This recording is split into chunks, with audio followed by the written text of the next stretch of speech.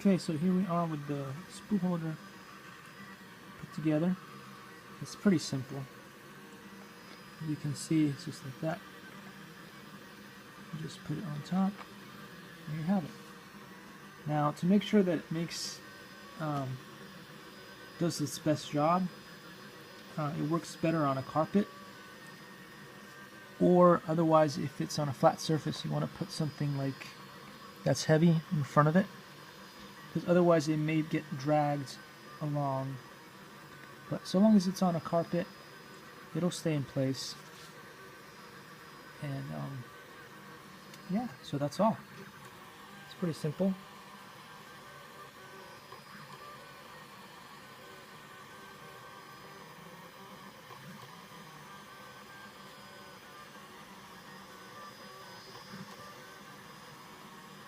There you go.